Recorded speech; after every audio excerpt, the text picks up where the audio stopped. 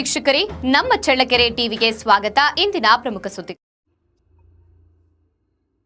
ರಾಜ್ಯ ಸರ್ಕಾರದ ಪಂಚ ಗ್ಯಾರಂಟಿ ಯೋಜನೆಗಳು ಅರ್ಹ ಫಲಾನುಭವಿಗಳಿಗೆ ಮಾತ್ರ ತಲುಪಬೇಕು. ಯಾವುದೇ ಕಾರಣಕ್ಕೂ ಯೋಜನೆಗಳ ದುರುಪಯೋಗವಾಗದಂತೆ ಅಧಿಕಾರಿಗಳು ಕಟ್ಟುನಿಟ್ಟಿನ ನಿಗಾ ವಹಿಸಬೇಕು ಎಂದು ಜಿಲ್ಲಾ ಗ್ಯಾರಂಟಿ ಯೋಜನೆಗಳ ಅನುಷ್ಠಾನ ಪ್ರಾಧಿಕಾರದ ಅಧ್ಯಕ್ಷ ಆರ್ ಶಿವಣ್ಣ ಸೂಚಿಸಿದ್ದಾರೆ. ಜಿಲ್ಲಾ ಪಂಚಾಯಿತಿ ಸಭಾಂಗಣದಲ್ಲಿ ನಡೆದ ಪ್ರಗತಿ ಪರಿಶೀಲನಾ ಸಭೆಯಲ್ಲಿ ಮಾತನಾಡಿದ ಅವರು, ಗೃಹಲಕ್ಷ್ಮಿ ಮತ್ತು ಗೃಹ ಜ್ಯೋತಿ ಯೋಜನೆಗಳಲ್ಲಿ ಅಕ್ರಮಕ್ಕೆ ಅವಕಾಶ ನೀಡಬಾರದು. ಒಂದೇ ಕುಟುಂಬದವರು ಕೃತಕವಾಗಿ ಮನೆ ವಿಭಜಿಸಿ ಸೌಲಭ್ಯ ಪಡೆಯುವ ಪ್ರಯತ್ನಗಳನ್ನು ತಡೆಯಬೇಕು ಎಂದು ಎಚ್ಚರಿಸಿದ್ದಾರೆ. ಜಿಲ್ಲೆಯಲ್ಲಿ ಮೃತಪಟ್ಟ 8,843 ಮಹಿಳೆಯರ ಗೃಹಲಕ್ಷ್ಮಿ ಖಾತೆಗಳಿಗೆ ಹಣ ಜಮೆಯಾಗುವುದನ್ನು ಈಗಾಗಲೇ ನಿಲ್ಲಿಸಲಾಗಿದೆ ಎಂದು ತಿಳಿಸಲಾಗಿದೆ.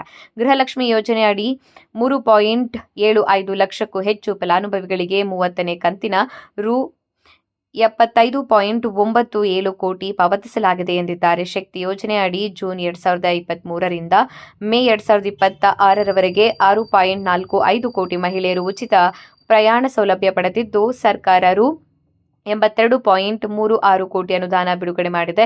ಪಡಿತರ ಅಕ್ಕಿಯ ಅಕ್ರಮ ಮಾರಾಟ ತಡೆಯಲು ಕಠಿಣ ಕ್ರಮ ಕೈಗೊಳ್ಳುವಂತೆ ಅಧಿಕಾರಿಗಳಿಗೆ ಸೂಚನೆ ನೀಡಲಾಯಿತು.